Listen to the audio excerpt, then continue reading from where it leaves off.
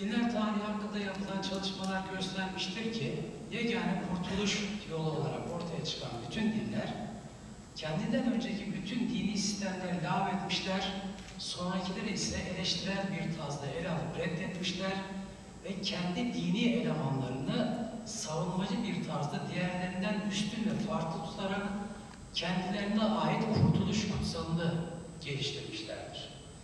Dolayısıyla her din kendi teolojisini oluştururken şu veya bu şekilde zorunlu olarak ötekini de dikkate almaktadır. Fakat dinlerin ötekine ilgisi genellikle onun geçersizliğini ya da tarihselliğini ortaya koymak suretiyle kendisinin doğruluğunu ve evrenselliğini ispatlamak şeklinde olmuştur. Son din İslam ise Yahudi ve Hristiyanları ehli kitap olarak kabul etmekte, onları ortak bir kelimede buluşmaya davet etmektedir. Dolayısıyla buradaki ehli kitap kavramı Yahudiliği ve Hristiyanlığı diğer dini geleneklerden ayrı bir kategoride değerlendirdiğinin bir ifadesidir. Başka bir ifadeyle Kur'an bir taraftan Yahudi ve Hristiyanları ehli kitap tamlamasıyla bir anlamda kendisini selefi görürken, diğer taraftan da onların Allah tarafından gönderilen kitapları tahrif ederek doğru yoldan uzaklaştıklarını ifade etmektedir. Dolayısıyla İslam hem insanlığın son dini olması ve kendi anlayışı çerçevesinde bütün insanlığın dini haline gelmeyi hedef olması sebebiyle hem de ehli kitapla olan halef-selef, başka bir ifadeyle kalıtsal ilişkisi sebebiyle Yahudi ve Hristiyanlarla diğerlerine göre daha yakın bir teolojik ilişki içerisinde görünmektedir. Burada bir hususa dikkat çekmek istiyorum. Özellikle teolojik ilişkiler kavramını kullanmak istiyorum. Çünkü bundan 10-15 yıl önce ve hatta daha öncesine dayanan bir süreçte dinler arası diyalog kavramı başımıza epeyce bir bela açtı ve farklı amaçlar için kullanıldı. Benim doktora çalışmamda bu anlamda erken dönem Müslüman-Hristiyan teolojik ilişkileri şeklinde idi. Bu tanımı, bu tabiri özellikle kullanmak istiyorum. Dinler arası diyalog değil, teolojik ilişkiler şeklinde bir ifade tercih ettiğimi. Üç ilahi kaynaklı dinin şu veya bu şekilde Hz. İbrahim'e atıfta bulunması, Yahudilerin soylarını ona dayandırması, İncil'lerde Hz. İsa'nın soy kütüğünde onun adının geçmesi ve Kur'an-ı Kerim'de 69 ayette ondan bahsedilmesi bu dinlerin Hz. İbrahim'e verdiği önemi göstermektedir. Kitab-ı Mukaddes'te Hz. İbrahim'in hayatı tekvin babında anlatılmaktadır. Buradaki anlatıya göre Kalde'de orada doğan Hz. İbrahim ilahi bir emirle önce Harran'a sonra da Kenan diyarına gelir. Önce Hacer'den oğlu İsmail doğar, daha sonra Tanrı ona karısı Sara'dan bir erkek çocuk daha vaat eder. Tevrat'a göre Hz. İbrahim'e ilk vahiy Ur şehrinde gelmiştir. Burada tanrıların en büyüğü sayılan Sin adına yapılmış büyük bir tapınak vardı. Sin kültü Babilonya'da da yaygındı. Nehrin karşı yakasında yaşayan Hz. İbrahim'in babası ise bir putperestti bilindiği gibi. Ahd-i Atik'e göre İbrahim Allah'ın dostudur. İsrail İbrahim'in zürriyeti diye çağrılmaktadır. Yine o örnek bir şahsiyet olarak gösterilmektedir. Yahve İbrahim'in Allah'ı diye tasvip edilir. Rab, İbranilerin Kenan diyarındaki haklarını kendisinin İbrahim'e görünmesine, ona yaptığı vaat ve ahitlere bağlar. Hz. Musa, Yeşu, İlya, Davud, Nehemya hep bu ahdi hatırlatırlar. Hz. İbrahim Hristiyan kültüründe de özel bir yere sahiptir. Ahd-i Cedid'de Zekeriya ve Meryem İbrahim'e yapılan vaatleri ve onunla akdedilen ahdi dile getirmekte, İbrahim'in soyundan geldiği belirtilmektedir. İbrahim'in zürriyetiyiz diyen Yahudilere onun gibi davranmazsanız bütün ayrıcalıklarınızı kaybedersiniz uyarısı yapılmaktadır. Öyleyse Yahudilerin Hz. İbrahim konusundaki yanlış algılamalarını ilk dile getiren Kur'an-ı Kerim ya da Müslümanlar değildir. Hristiyanlar da Yahudilerin Hz. İbrahim'i yanlış anladıklarını, yanlış algıladıklarını ifade etmektedir. Diğer peygamberlerle birlikte Allah'ın melekutunda olan İbrahim, bütün inananların, doğruların ve Yahudilerin atasıdır. Hz. İbrahim Kur'an-ı Kerim'de kendisinden en çok bahsedilen ulul azm peygamberlerden birisidir. O Kur'an'da Allah dostu olarak nitelendirilen, Allah'ın seçkin kıldığı peygamberlerden biridir. O çok içli, yumuşak huylu, misafirperver ve kendini Allah'a adamış dosdoğru bir kimsedir. O vazifesini tam olarak yapan ve kendisine sulh verilen bir peygamberdir. Araştırarak bulduğu tevhid inancı için hayatı boyunca mücadele vermiş olan Hz. İbrahim, yaşadığı toplumun politeizmine ve şirke dayalı yapısına itiraz etmiş, bu konuda babasıyla bile ters düşmüş, sonuç olarak da ateşe atılmak suretiyle yok edilmek istenmiştir. Kur'an, Hz. İbrahim'e sahifeler gönderildiğinden bahsetmektedir, ancak bu sahifeler bize kadar ulaşmış değildir. Özetle Kur'an'da Hz. İbrahim'in karakteri, ahlakı, inançları, düşünce tarzı ve tevhid ilkesini hakim kılma adına gerçekleştirdiği mücadeleden bahsedilir. Kur'an, Tevrat ve İncil'lerden farklı bir metot takip ederek Hz. İbrahim'in hayatı hakkında yer ve zaman göstererek bilgi vermemekte, sadece onun inancı, ibadetleri ve putperestlikle mücadeleleriyle ilgili olarak ibret alınması için bilgiler sunmaktadır. Burada Kur'an-ı Kerim'in özellikle Hz. İbrahim hakkında yanlış telakkilere itirazını görüyoruz.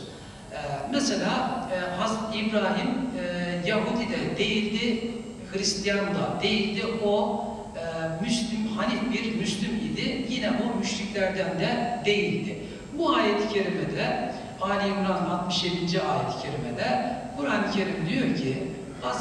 İbrahim, Yahudilerin algılama tarzından da, Hristiyanların yüklediği anlamdan da, müşriklerin onu sahiplendiği şekilden de farklı bir konumdadır. Dolayısıyla bu algılamaların düzeltilmesi gerekir. Yine Hz. İbrahim hakkında Yahudi ve Hristiyanların mücadelesini de doğru bulmaz. Çünkü Tevrat ve İncil'de aslında Hz. İbrahim hakkında bir takım bilgiler vardır. Bu bilgilerin saptırılmasını doğru bulmaz diyebiliriz. Sonuç olarak Hz. İbrahim bir peygamberdi ve tevhid sürecinde önemli bir dönüm noktasını temsil ediyordu. Hz. İbrahim dini demek mi daha doğru, yoksa Hz. İbrahim dinlerinden bahsedebilir miyiz? Belki de bu tebliğin temel tartışma konusu, problematiği bu. Daha doğrusu herhangi bir peygamberin birden fazla dininden bahsetmek mümkün müdür? Bu anlamda acaba İbrahimi dinler kavramı ne kadar mümkündür? Bunu en azından teolojik olarak tartışmaya açtığımızda İbrahimi dinlerden bahsedebilir miyiz? Bu anlamda İbrahimi dinler kategorisine Yahudilik, Hristiyanlık ve İslamiyet'i dahil ettiğimizde her üçünde de birbirinden farklı İbrahim algılaması ortaya çıkacaktır. Eğer İbrahimi dinler diyorsak bu anlamda Hz. İbrahim'in hangi dinini öne çıkarmamız gerekir? İbrahimi din ile İbrahimi inanç sistemine benzeyenler kastediliyorsa Yahudilik ve Hristiyanlıkta acaba Hz. İbrahim'den kalan nedir? Tevhid inancı mı, hac mı, kurban mı, Kabe mi, yoksa kavim ilahlığı veya testis mi? Kısaca dinler tarihi açısından da, kelam açısından da, Yahudilik ve Hristiyanlık açısından da, İslam açısından da İbrahimi dinler kavramı yanlış bir kavramdır diyebiliriz. Özellikle bu noktada ehli kitap ve İbrahimi dinler kavramı söz konusu olduğunda ehli kitap kavramının da yanlış bir içerikte değerlendirdiğini görebiliyoruz zaman zaman. Kur'an-ı Kerim'de ehli kitap tanımlaması Yahudi ve Hristiyanları tanımlamak için ifade edilir. Burada Samiyilerin ehli kitap kavramı içerisinde değerlendirilip değerlendirilmeyeceği tartışma konusudur ama özellikle Kur'an-ı Kerim'de birkaç yerde geçen ümmilere ve ehli kitaba de ki ifadelerinden hareketle buradaki ehli kitaptan kastın Yahudiler ve Hristiyanlar olduğunu biliyoruz. Kur'an-ı Kerim'de ehli kitaptan övgüyle bahseden ayetlerden hareketle birilerinin ehli kitapla amentü'de ittifakımız vardır şeklindeki yargısı Kur'an-ı Kerim açısından kesinlikle doğru bir yaklaşım olarak görülmemektedir. Malumunuz olduğu üzere bunun üzerinde epeyce spekülasyon yapıldı. Hatta bazen karşılaşıyoruz. 3 dinli kişilerden bahsediyoruz. Dinler bahçesi gibi kavramlar kullanıldı. Hem rahibe hem bir imama nikah kıydıranlar oldu. Dinler arası diyalog çalışmaları çerçevesinde. Sonuç olarak Kur'an-ı Kerim ehli kitabı farklı bir kategoride değerlendirse de bunu o coğrafyada bulunan vahiy kültürüne sahip olmama açısından değerlendirdiğini söyleyebiliriz. Az önce de ifade ettiğim gibi ehli kitapla ortak pek çok unsur olmakla birlikte Kur'an-ı Kerim açısından bakıldığında ehli kitap ilahi vahiy tahrif etme gibi bir günahın da temsilcisidir diyebiliriz. Elbette bütün bunlardan sonra İbrahimi dinler kavramı birleştirici, bir arada yaşamaya imkan tanıyan bir kavram olarak kullanılabilir şeklinde itirazla karşılaşabiliriz. Fakat benim söylemek istediğim şudur: biz farklılıkları ortadan kaldırarak bir arada yaşadığımızda mı daha medenice davranmış oluruz, yoksa farklılıklarla bir arada yaşayarak mı daha medeni bir tavır içerisinde olabiliriz? Kaldı ki ne İslamiyet'in kaynakları, İslami kaynaklar, ne Yahudi Hristiyan kaynaklar İbrahimi dinler kavramına müsaade etmemektedir. Bizim geçmişimizde bunun örnekleri vardır.